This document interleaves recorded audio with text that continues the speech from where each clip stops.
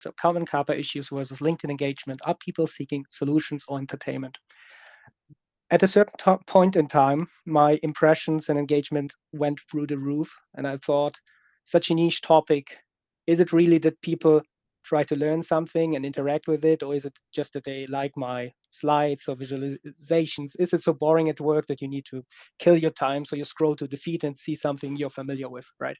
And I'm going to give it away right now. People interact with meaningful comments. So I can just close the loop at the beginning, but let's come to that later. For the agenda itself, I'm going to talk a little bit more about myself, not because I think you need to know it. I just want to tell you a little bit about the things I do outside of LinkedIn, right? So I have a few war stories to tell maybe, and this is also the inspiration, or where I get my inspiration from for the posts. After that, it's about common CAPA challenges, some insights in my top performing posts and why I think they have been top performing. And then I also want to talk about my perception on CAPA per se on LinkedIn. Who am I? I'm Georg, as you know maybe by now, and I live in Hamburg, Germany. I'm 33 years old. I have two beautiful daughters, and I really like my life by now. From education standpoint, I'm a biomedical engineer. And like I said earlier, I started in the medical device industry as a consultant first, but then I moved through small and medium business-sized companies. I work with big multinationals, and as of right now, I'm a guy who posts stuff on LinkedIn, and I'm also a principal engineer. So that's, like I said, I share that to give you people out there context. I worked at more complicated stuff, I would say, than just executing a single CAPA, right? So when am I usually approached? It's obviously related to external audit or inspection preparation, because let's be honest, when does a company invest in NC or CAPA? It's either before the audit, before the inspection, and let's maybe challenge our system. So how big is the likability that we get a finding and or observation, or it's afterwards, if you get one, and then the organization is ready to invest some money in improving, scaling up organization, things like that, right? I built internal knowledge management tools. I've worked on 3 global CAPA process harmonizations across the globe, so 60 sites in total. I do the global CAPA program evaluation stuff for 800 open CAPAs. I implemented dashboards. I designed training programs, FDA remediation, internal audits, right? So that's just, I want to give you the context. This is where I get my inspiration from, right? And I also think that's the reason why so much of my posts resonate with people, because it's not just about closing a CAPA, but understanding everything end to end on all organizational levels. And short disclaimer. At this point, so this presentation is obviously based on information I have at this time and compiled to the best of my knowledge. I'm not an FDA investigator. I'm not a notified body external auditor. It's my personal understanding of the requirements for CAPA management related to medical devices. Becky, I know you joined from the pharmaceutical industry. Most of the stuff applies for your industry too, but I'm just saying I'm a medical device guy, right? So I still have a success track record, I'd say, right? So I never got any findings on NC CAPA, and I was also responsible for many sites at the same time in terms of their CAPA and NC performance, but I'm just saying, right? So take everything I say with a grain of salt. With that out of the way, let's start super simple. Some of you are so experienced with CAPA, this will be boring. For others, you will say, what the heck is CAPA? What does it stand for? This is a very simple definition, right? It's not based on ISO or QSR, anything like that. It's just for you to understand. CAPA stands for Corrective and Preventive Action Management, and it's identifying, addressing, and preventing issues within your organization, and there in the processes. We're a slide behind. Sure. Oh no, why? I don't know. I see a shadow of what you're defining as CAPA. There it is. That needed. Oh no. But this one is there now, right? You see it? What is a CAPA and CAPA stands for, this slide? It is showing kind of a shadow of the previous slide for some reason. I don't know, maybe if you do let me a refresh, yeah, that's okay. Oh, well, you could do that too. And again, only use the slides if it helps. Sure. We're good. Please Should continue. be back. Should be back, right? Mhm. Okay. Now, why do we do it? Super short. It's a regulatory requirement. You want to prevent failures with your product within your company, and it's one of the core process for continuous improvement, right? Super short, or maybe put it differently. You want to provide safe and effective medical devices. You want to improve customer satisfaction. You want to prevent major financial losses and also strengthen the reputation of your company. Now, I'm going to skip that slide. But what I want people to understand is that FDA finds that organizations really struggle with CAPA management year after year. Last year, it was the top one citation. The year before, it was the top one citation. And it goes like that back until the end of time. At least that's my feeling for it, right? So don't need that one. But or maybe we talk about that shortly. But what I want to say is, so why should you care about CAPA? Yes, it's about the patients and the safety and the effectiveness of your devices, but it's also about the reputation. Nowadays, with LinkedIn, the moment your company does get a 483 and it's publicly available, or even a warning letter, if you talk about the QSR world, right? Your competitors will use it for their own advantage, right? So if you have a competitor and so that competitor finds out that you with your company have a warning letter or something like that, they will share it with their customers and try to win them over for themselves. And especially with LinkedIn, and I have a big audience, and we have friends of mine like Vincent and Naveen and John. They post about warning letters and recalls and all of that all the time. They have a lot of followers, so be sure if you have something with your company, your competitors will also know about it and use it to their own advantage, right? That's it about the short intro. And Sean also asked me to talk a little bit about common CAPA challenges.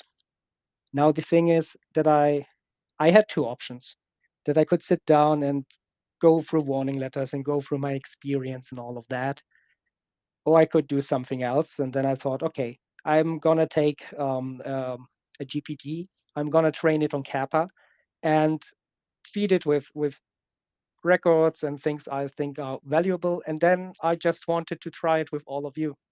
So I'd like to talk with you and CAPA Guru about some common challenges, and then we could go through it and see whether we agree, whether we can find something meaningful, or whether it's so horrible that we should never use it.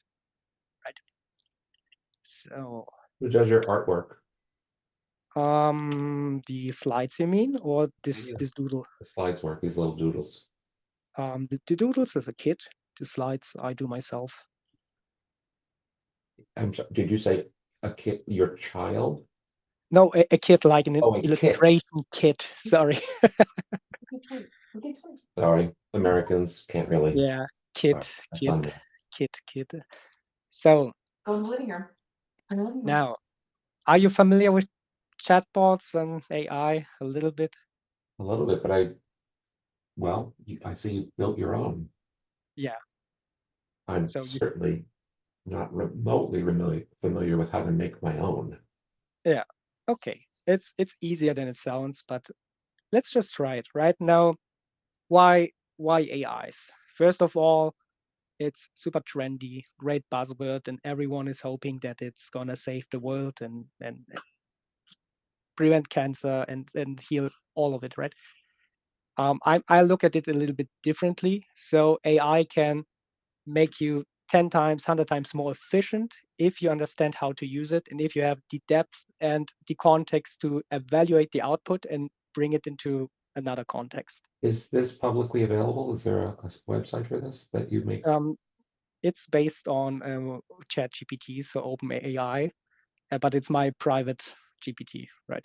Right, and I'm asking, would the folks on this call be able to get to the screen or no? They would be able. I just need their email addresses to do it's on invitation only, right? So I didn't publish it in the store so that everyone can download, but I can add people. If You heard them, folks. If you would like to be able to access this yourself, go ahead and share your email in the chat box. please continue. And I'll add my email because I'd like to. Georg, correct me if I'm wrong, but they need the paid version of ChatGPT in order for this to work. I think not. I think they changed that Okay. a few releases ago, but if it doesn't work, you would need the paid version. But I think you don't need it as of right now. So let's Okay. Good. take that with with a caveat. So my thing is now, I sometimes have the issue that I need to scale myself, and the traditional ways are, okay, you do a best practice, you record videos, and you direct people to this internal knowledge management hub I mentioned earlier, right? So you can think about async support, and you can also think about the one-on-one support, right? But at a certain point in time, you can't scale yourself. But what you can scale is, of course, AI. So, or let's say software per se, and AI is a great tool. But the challenge you're gonna have is, how do you ensure that the output is the right one, or the one that you need, or the regulatory compliant one, or the one that accounts for the risk that you might introduce, right? So if you use a GPT or this GPT for your NC and CAPA management, don't take everything as 100% correct. So the output, I mean, right? You still use your common sense in your brain, and don't put any sensitive data in here. So let's say you have a production issue and everything is contaminated and the product is on the market. Don't share it with any open AI, right? But now let's imagine you're a new employee and you're responsible for the NC and CAPA performance of your company, but you never did anything like that before. And then you have this AI assistance, for example, right? So let's just try it out.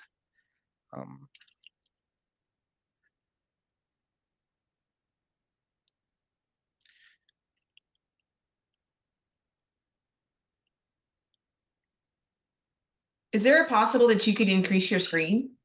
Yeah, We can see the text a little bit. Sure. Thank you. FDA investigation. So let's try it like that, right? So I'm new to my company. I need to audit our current CAPA performance because we're going to have an FDA investigation soon. I am in a medical device company with a class 2 product. Let's keep it super basic. Let's see what it's going to do. And for me, it's also new, right? I'm going to be surprised by the output myself.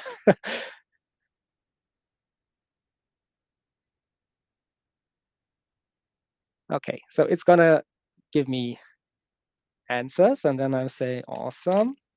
That's a lot of text, and I really struggle with reading. Could you just give me bullet points highlighting, wow, what I need to focus on, right? Because I'm lazy and I just want to get to the core.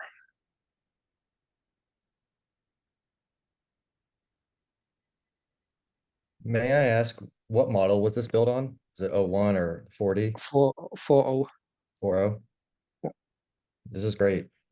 May I also ask whether you have trained this somehow? I mean, adding some standard operating procedures, work instructions, or maybe some sections from the standards? Yeah, I trained it with a lot of stuff. So regulations, trainings, good examples, bad examples, things like that. Yeah.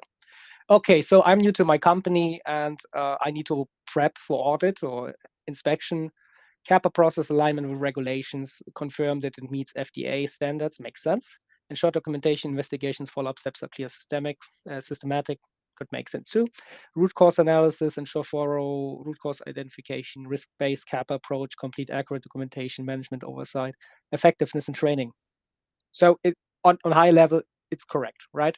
And now the challenge that a new person is going to have is to evaluate if the output is right or not, right? So you're still going to need someone with an adequate level of knowledge to put the things into perspective. And let's dig deeper and see what it can do. So let's say that sounds reasonable. Could we narrow our focus and talk about common CAPA challenges that result in observations?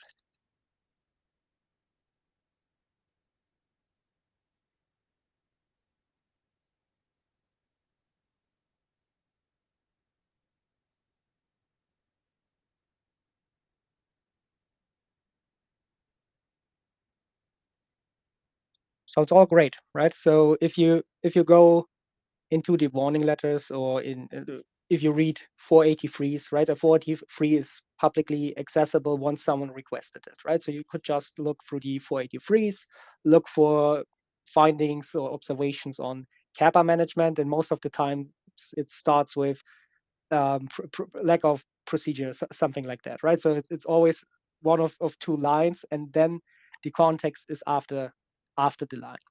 And this is often there, right? Inadequate root cause analysis, not digging deep enough to find the true root cause, leading to repeated issues. Okay, poor documentation, definitely.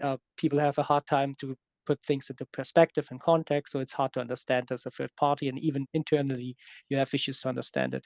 Weak CAPA effectiveness check, definitely. Sometimes they forget to do it at all. Failure to prioritize CAPAs based on risk. Overemphasis on compliance, not quality improvement. Yeah, usually this is more like an internal cultural issue. Lack of management engagement. It's kind of written in 483 sometimes. Inconsistent trend analysis, definitely. Now, it's already great output, and the interesting thing now is you don't need CAPA expertise anymore to make the output better. What you need now is prompting expertise, so understand how to work with AI. So that's great already. I'll imagine a CAPA process flow is usually like that.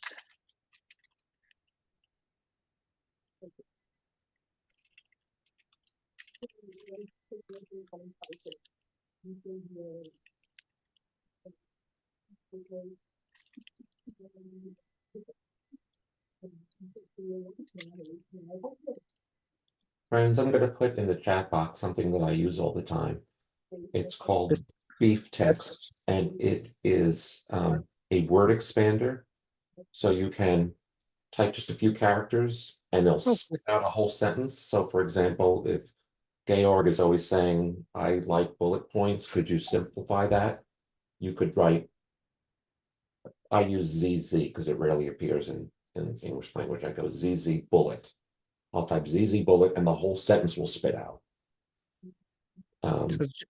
It's just a text expander, so it's not with AI. Text expander, and it works on PCs. Yeah, that's awesome. So what I basically did is I predefined. So let's say you make it specific to your company's CAPA process, right? You have an analysis initiation phase, and evaluation and initial action phase, investigation, action, implementation, effectiveness check. Now give me the top 3 challenges in a table format for all of these phases. So analysis and initiation, incomplete problem definition leading to scope issues. Great one. Inconsistent prioritization of CAPAs by risk level. That's also a good one, because that usually leads to delayed CAPA implementation, right? Lack of data-driven approach to initiate CAPA, also a good one. It's related to your CAPA triggers. So to understand what events should be decided for investigation, track and trending, correction only, or maybe going to root cause investigation. Now, evaluation and initial actions, ineffective containment actions. Yes, delays in starting CAPA process, okay. Lack of clarity on initial responsibilities. Good. So looks fine, right? And if you also compare it to the first answer we got, it's so the first one was already correct, but obviously it's much easier to work with a table answer like that. And what you can do after that is now give me also potential solutions to the top challenges, still in table format.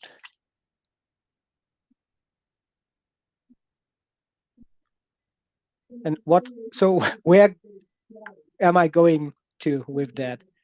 The moment you can have people, oh, my table messed out. Do the table again. So the moment you have people who are familiar with using AI, and you have someone with the expertise and depth to assess the output of the AI, you can make life so much easier for yourself if the AI works, right? And that's one of the challenges with the AI, because here it obviously messes up the table. But yeah, we have challenges always, right?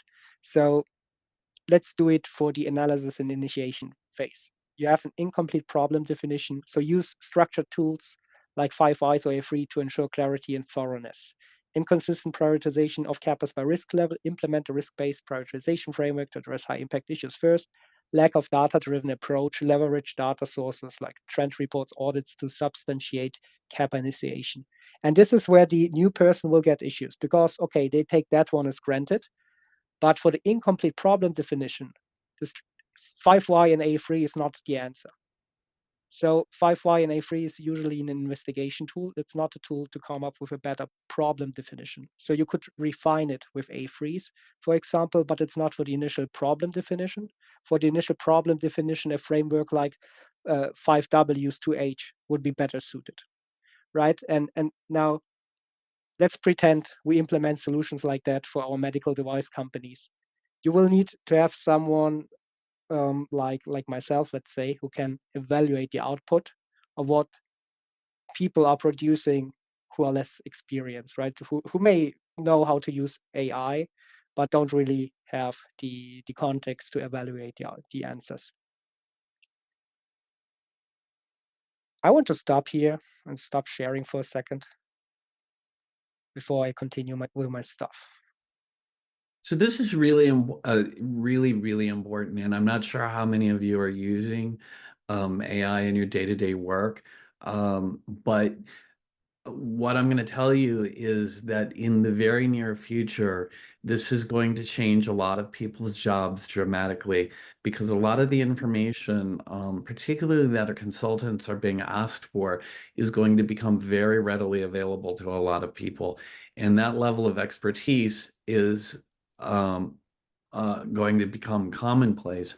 What is going to set you apart is going to be the level that Georg is talking about, the ability to go in and adjudicate whether or not the information that's being presented is actually correct and able to apply experience. For example, actual experience with actual FDA investigators, actual response writing, actual stuff. And that is your proprietary knowledge and data, and that's what's going to set you apart.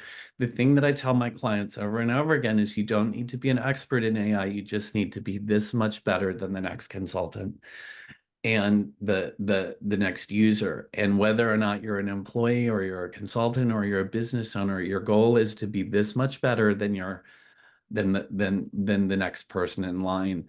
And that is going to be a moving target that's going to change.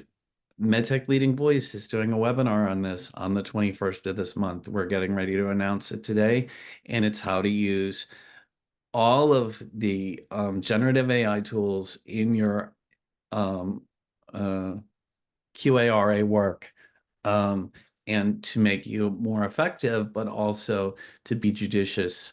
And I think that Georg has provided an excellent example of how this works so that you can see the potential of the tool, particularly when you ingest your own knowledge into it. And one of the things that we use it for is that I've used it for is going to conferences and summarizing long, boring presentations You do where this. people read their slides to me and to reduce it into a single infographic. And that's what he's done really effectively. And I think that makes a nice setup for the next section, which is how he uses this information to present it clearly and concisely on LinkedIn, summarizing, not going into excessive detail, a topic which on the surface you would think nobody in their right mind would want to follow.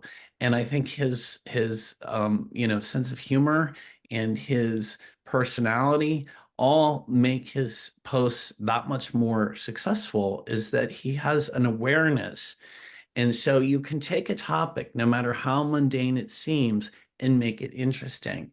There's this, article that was written for the New Yorker, which was like 20 pages long on orange growing. And that's good journalism.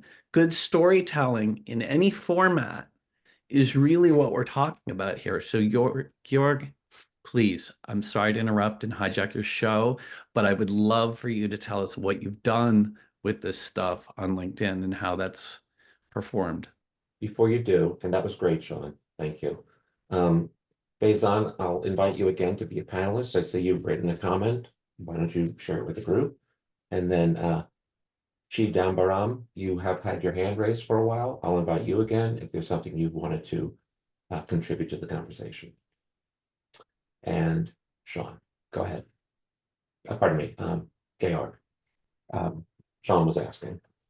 Sure. Let me just read Faizan's one question. One thing that I usually do is ask to make a workflow using Mermaid code and then pasted code in Mermaid software.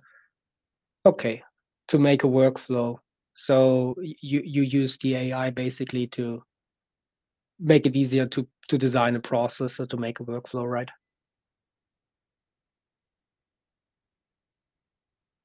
Yeah.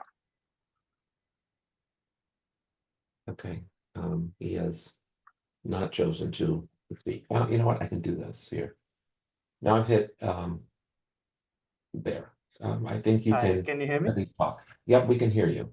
Yeah, I was not being like, I'm not getting the option to join as a panelist. I saw it for a while and then it just disappears. I'm trying to find that again. Anyway, okay, I got this. So I answered your question basically, right?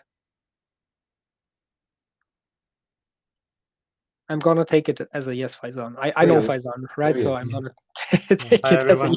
Hi. So like software engineers do, you ask it to write the code. So what I generally did was I gave it some like guidelines on like this is how the Mermaid software works, and it just writes the code, and then I copy paste that into the Mermaid. So it gives you like a really good workflow that I like basically mimic that in Visio and then edit that into my SOPs. So it really helped a lot of my team members, especially the team leads, because they just had that one page on their desk that just ran through the entire workflow. And if they got stuck on a point, they'll just open up that SOP and go to that section. So ChatGPT helped me a lot in that one because you don't have to create the workflow from the start. You have something to work on and then refine it, basically. I think you can try that right now if you really have time. Thank you, Faizan. Yeah. No problem. I have a few slides, Faizan, so don't be mad with me. Sure. We can do it in the, No in problem. the next of our calls. Okay, awesome. Thanks. So Natalie, let did you have me. something you wanted to contribute? Ms. Bushman, did you have something you wanted to contribute? I saw you came off mute. No, I think this is fabulous because, I've done CAPAs for 25 years and I can tell you that, teaching somebody how to do CAPAs is the whole reason I structured my CAPA forms the way I did, which it kind of like, if you've never done CAPA and you follow my CAPA forms, you're about 90% successful at doing a CAPA because I basically took all the different investigation methods and built it into my forms, but not telling people they're doing them because one of the things I found when I used to teach CAPA 20 years ago is when I start talking about fish diagram and if thens and I told them the theory behind it, people's brains would shut down.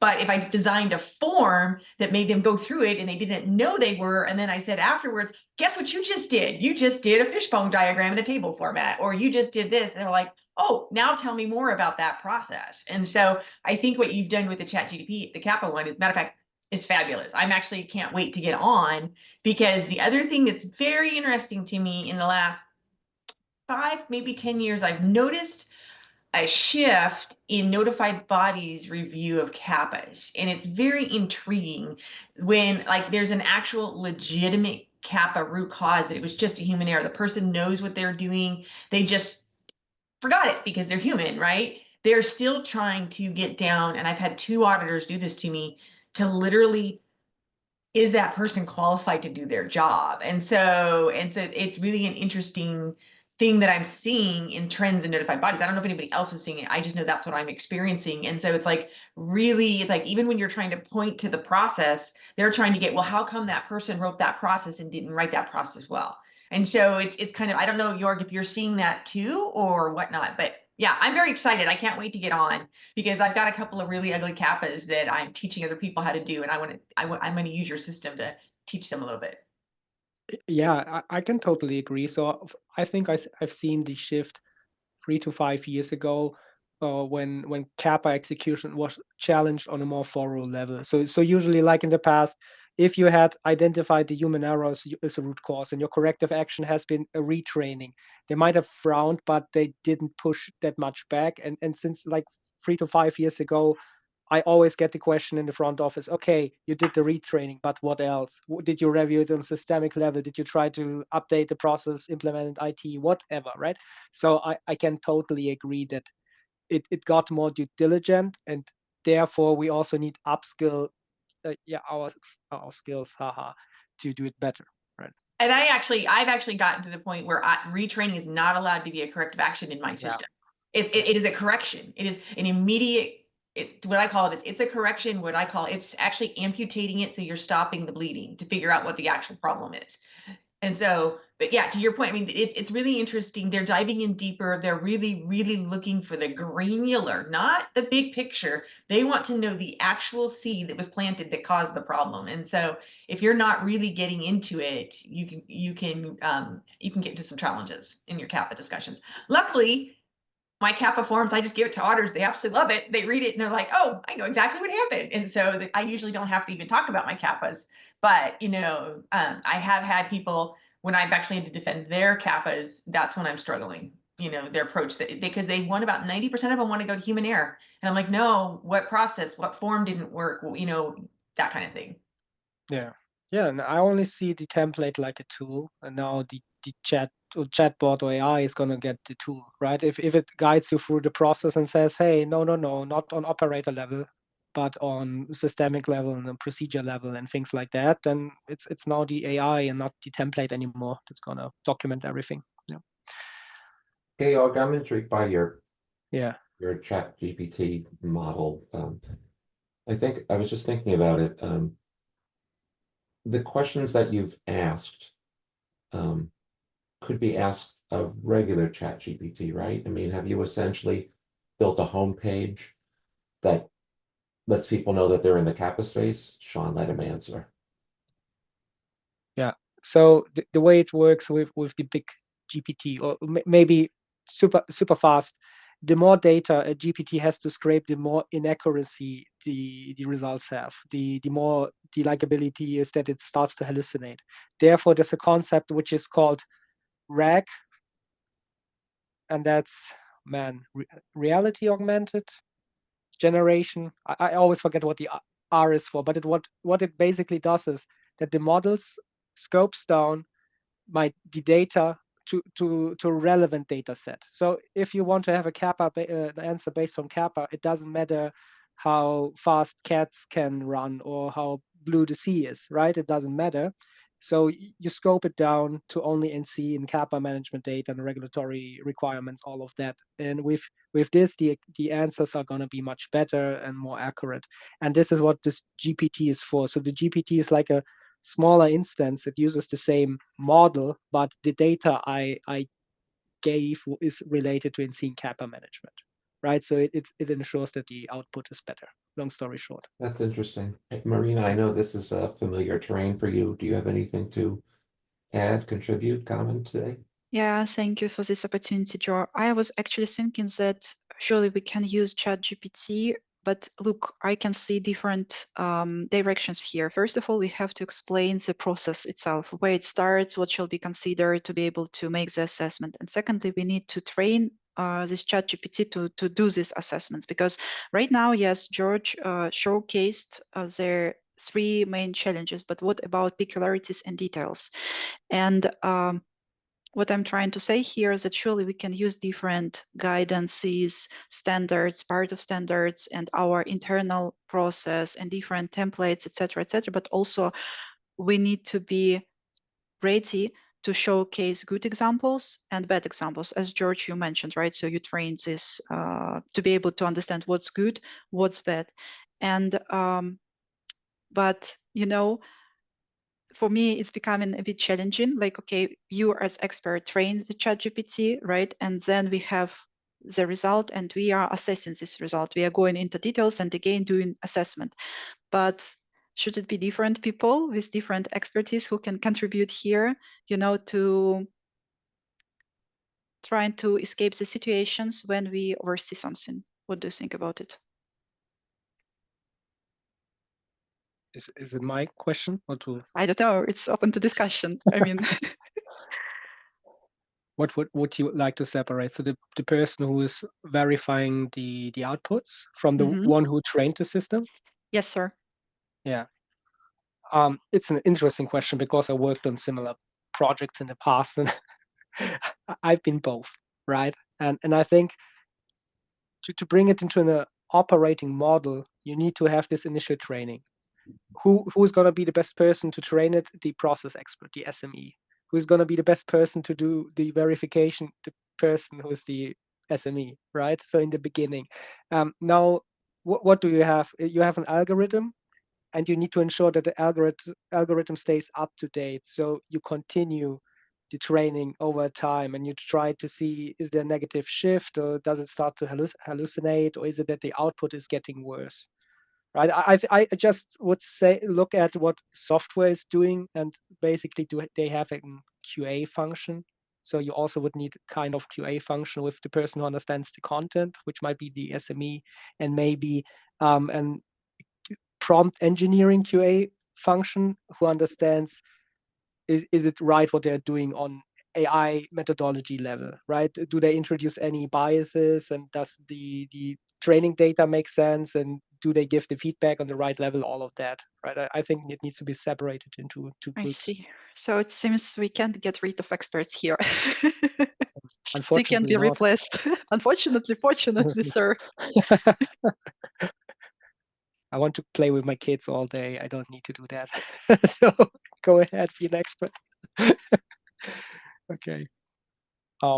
We have 10 minutes left. Sean, should I talk a little bit about LinkedIn posts, or what do you want to do? Assuming that it's okay with the other people, I would just like to underscore the fact that Georg has ingested a body of knowledge around CAPA into the RAG, into a private instance. It's not searching the entire web for answers. It's searching this succinct body of knowledge around CAPA, and it's providing answers. The same way I could record this call, transcribe it, and only ask questions about what happened on this call. So the ways of using ChatGPT and other generative AI tools are going to define your futures. The way that you work is going to change profoundly over the next 3 to 5 years. And those of you who are on this call are seeing firsthand the power of this tool. But then it emphasizes Marina's point, which is the SME is invaluable. And people with 30 years of experience, like Nelly, who bring a body of knowledge to this, are the ones who are going to be able to adjudicate whether or not the AI is hallucinating, and to help write prompts that are going to achieve better answers.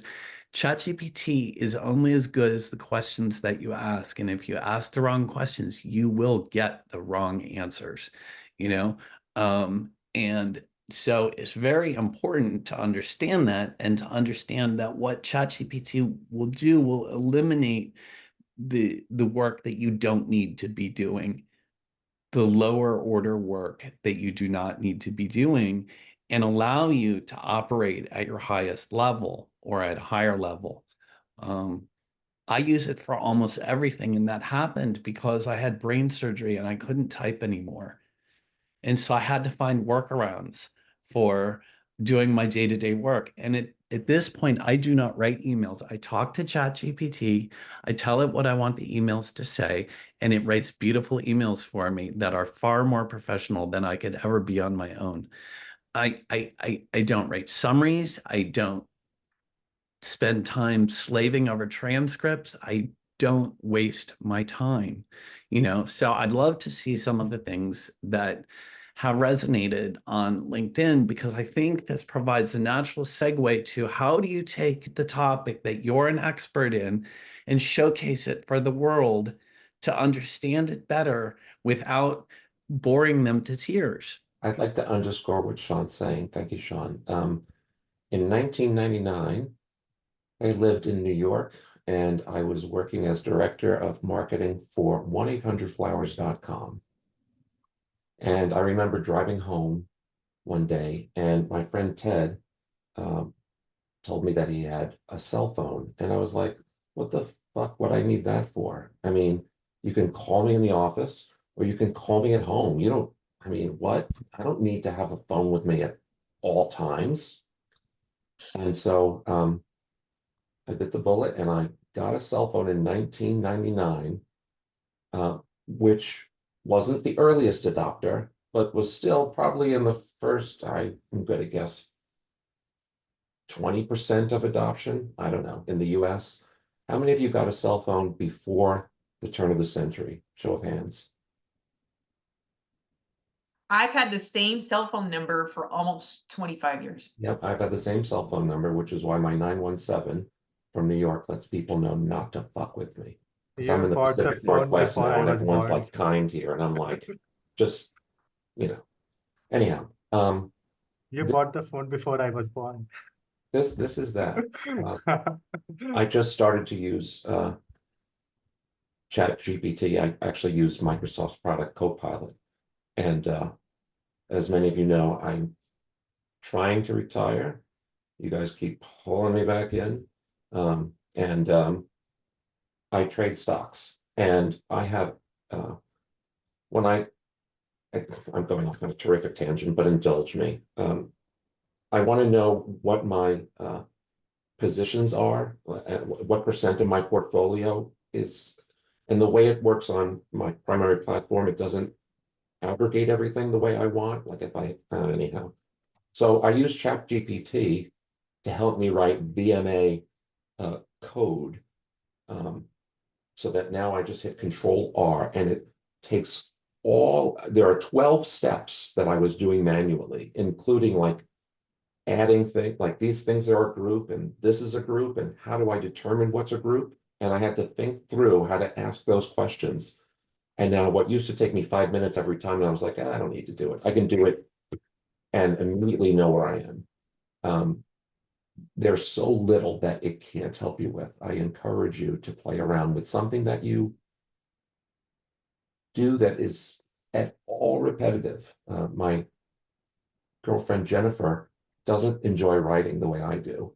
And so sometimes she just like talks into ChatGPT and then says, please write this eloquently. And that's what spits out. So I encourage you, as Sean did, as Georg has shown us, how this new tool will transform many, many things. I don't know that it can help you, Doc Collins, but still. Thanks, Joe. Well, I didn't get the letters that you said. BMR. What is that? Oh, beef text. What I was saying before. No. That when you're the thing that replaced or you implement with a Control R. VBA. No, just it's a VB. Is that VBA code? But what I was saying is that I didn't know how to write a macro as elaborate as the thing I needed it to do. So I asked ChatGPT to write macros for me, and it did. Good for you. Wow. And it failed. There would be like one thing changed. I had something. It failed, and I would say like, why did it fail? Why did it fail? Why did it fail? I must be on like version 50 of it. Yeah. But it works. Cool. Hey, I must have been getting coffee when you guys were talking about Hive. Stephen, what's the Hive? Sorry, I don't mean to ask everybody to repeat, but. No worries. It's so it's a collaborative community. Imagine everything you just talked about, everything we just talked about, and you want your own community in your own private space where you can really connect with people. There's like private spaces where we can host a group specific to this. But there's an AI connecting, speaking of AI and kind of on topic, there's an AI connecting portion to it where you fill out your profile and it'll show you like-minded individuals or people around you or close to you. It's really fun. You can host events on there. It's imagine like LinkedIn, your usage is going down. Essentially, like the views are going down on LinkedIn. You can get full access and 100% visualization to what you're doing on there. Plus, there's a nice app where you can push notifications. So it was built in just a few weeks actually by me, but it was almost out of necessity from the community that we built that wanted to find a safe place to really come and connect. And we're doing a lot of one-on-one videos. Like I've got a few founders that we're doing, overcoming imposter syndrome. There's some regulatory stuff in there. So I'd love for everyone to join. There's a free version on here and that I put out for everybody. That's just a free week, but it's it's been a passion project, so I'm really excited for it. Okay. Oh, look Sorry at to- you, made a little page with the. Are you Okay. going to be a presenter? You should be a presenter. I know we're always looking for them. I would love to present. Let's see, I'm gonna, See, I just found a presenter, Joe. look what you did. You get full credit for that. I'm just You know, the nice sharing thing my is, like, screen, yeah, and Sean, we need to get Stephen a higher resolution of my logo. But look at us, he's made a special page for us. And you have 38 members in it. You know what, this is interesting, and I wish you luck in building it. thank you. Back in the day when I attempted to get LinkedIn to listen to any recommendation I had, which was an abysmal failure, I thought for a moment, maybe I should just build my own. And then I realized the terrific chicken and egg problem of no one's going to come and talk to no one. So I need to have a body of people before it's worth it, you know, a tipping point. And I know you just started 38 for many people and a tipping point. So is it 100? Is it 1,000? Is it 20,000? Is it 30,000? And how you get there is, Building that atomic network is hard. I can happily say that next week we are onboarding Diversity by Doing, which is a program out of Stanford Biodesign. So there'll be 250 people joining next week. So we're really excited for that. And then, of course, they need to come back and be active in it. It's a thing, you know, when I literally, for those of you who don't know, inherited the medical device group I lead, it was because a man out of the UK died of cardiac arrest at Medica. And it was a month later that his wife contacted me and said, there are 5,000 people looking to get into Chris's group. I don't know what to do with it. Do you want it? And she pushed a button, and I inherited 72,866 members, which now is 350,000 members. And it was because of social proof. 72,000 people must know something. So 72,001 and 2, and back in the heyday of 2012, 13, 14, I was having 1,000 to 2,000 people joining a week. That's amazing. Before they blew up everything. Wow. Stephen, let's connect. Yes, that sounds great. Would love to. I'll send you my email. And Stephen, if you want to reach out and connect with me, I'd love to get a personal tour and see how I can help contribute and grow it. Yeah, What that'd be you'd like to hear, I'll do this. I'll put this in the chat. nice- By the way, nice what thing- I'm about to type is ZZ, which is my code, ZZWK. And what I just sent is what just spit out. So for those 2 or 3 people that I sent that earlier, for you to have thought, oh, wow, look at that. Joe took the time to type that out for me. No, it was my little short code. You can do this for anything. And the reason I'm sharing this now is for any of you who would like to share your LinkedIn profiles here with folks to connect with you. See mine, you can just click and add me on LinkedIn if you haven't already. But you can have something ready like that and you can just spit it out. Okay, or did I teach you something? That'd be an honor. Thank you. Do I have to say yes? No, you don't. If you already have your word expander and you do that, then it's okay. I'll try harder to teach you something next time. Yeah, but I thought the story about the community was quite interesting. Ah, well. And I just want to thank Georg for his presentation. I really, any tool to make CAPA easier for new users is instrumental, because it's not seasoned users that actually end up doing CAPAs anymore because they elevate up and they become management rep or they're running other things. And so you're losing that skill set because there's not as many people to do CAPAs as you would think there are. And so just being able to give somebody a roadmap to follow is very critical. And so I think that ChatGPT is a pretty awesome tool. I'm very excited. Yeah, I will try. Yeah, go ahead. Go ahead, Georg. I will try to invite everyone. Like I said, might be that you need a paid version. So then it doesn't work if you don't have the paid version. But if it works, then just try it out, give it a go. Thank you very much today. And thank you, Sean, for this introduction. I'll mention, as I've said, and most of you know, I'm really trying to retire. And so sometimes I am like looking at the clock. I'm like, oh, was it 9 o'clock yet? We blew past the top of the hour. I was completely unaware of the time. And this is about CAPA, folks. So if Georg can make this interesting, as he was saying earlier, and bringing in this element of this new technology about how to incorporate it, can make this jaded person sit up and pay attention, riveted for an hour. Just think about what it could do for your business, for people who are very engaged and very much need your time and talents. So thank you. All of you who came today, special for Georg. You're welcome to come back next week and following weeks. And soon, very soon, I will be switching the link to this call, which will require everyone to re-register. So I'll give you all a chance to do that. It'll still be medgroup.biz/calls, but that will reroute to a new place because I'm going to be hanging out on Sean's Zoom network to consolidate our time and money. So next week, we're going to have Dr. Amelia Hufford from 3Aware, who is doing some amazing work with real-world evidence and large electronic health record data sets from Mayo Clinic and network. Mayo Clinic's platform program, which is an astounding thing in and of itself. We'll probably have the speaker from Mayo at some point in the near future. Some really innovative stuff. I strongly recommend that people join and help spread the word. I'm going to create the event page for this, and please share it with your network. I've had the privilege of meeting her a few times, and she's fascinating.